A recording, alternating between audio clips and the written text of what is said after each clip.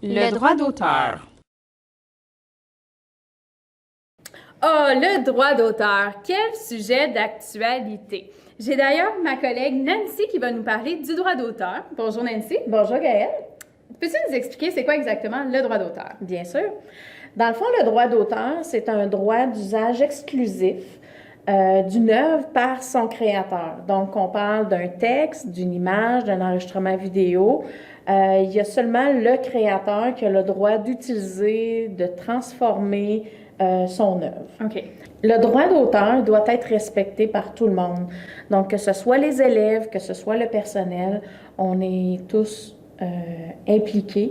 Donc, on doit respecter le droit d'auteur. Est-ce que des fois, on doit payer une somme ou citer l'auteur pour s'assurer de le respecter correctement?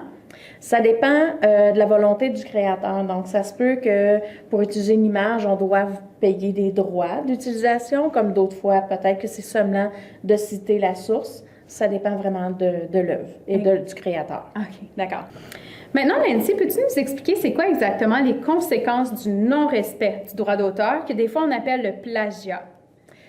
Le droit d'auteur, c'est une loi fédérale, donc on est obligé de respecter la loi. Effectivement. Donc, Merci, il peut y avoir des conséquences légales ou des sommes monétaires à payer si on n'applique pas le droit d'auteur. OK. Donc, c'est très important de respecter le droit d'auteur. Hein, effectivement, puis en tant que membre du personnel et des élèves, c'est vraiment important de respecter le code de conduite de l'école et la citoyenneté numérique également.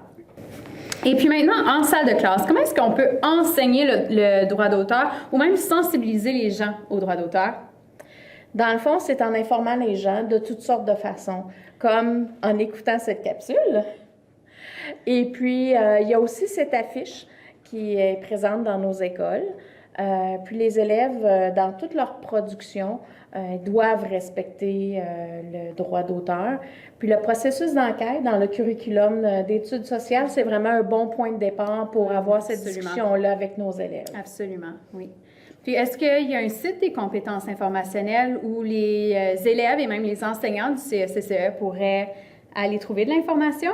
Oui, l'équipe des bibliotechniciens, avec l'aide des EAS, ont créé un site web pour les compétences informationnelles et il y a de l'information sur ce site-là. Excellent. J'aimerais ça présenter un film à mes élèves en salle de classe. Est-ce que j'ai le droit?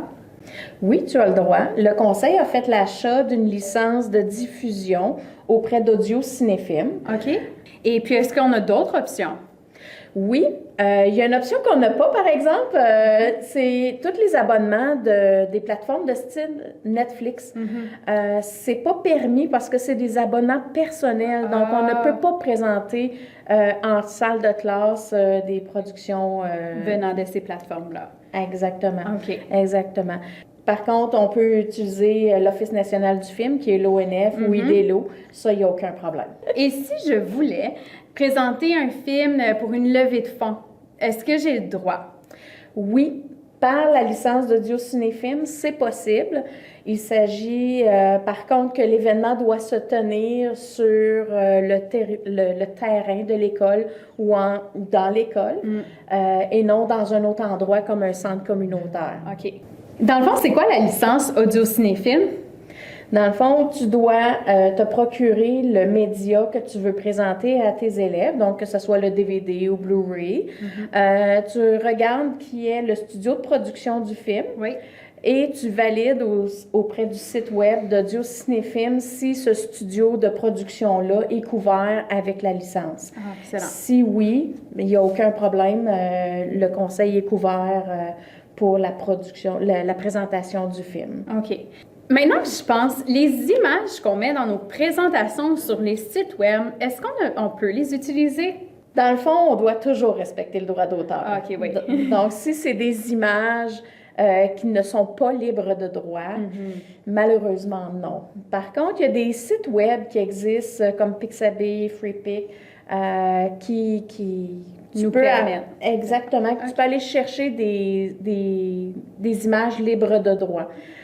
Si tu fais une recherche dans Google Images, par exemple, et tu peux appliquer un filtre qui va te permettre de faire afficher seulement les images libres de droit. OK.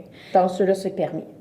Donc, pour m'assurer que je suis conforme, je devrais quand même toujours mettre le site Internet ou la ressource où j'ai trouvé l'information, même si c'est une image. C'est définitivement une très bonne pratique.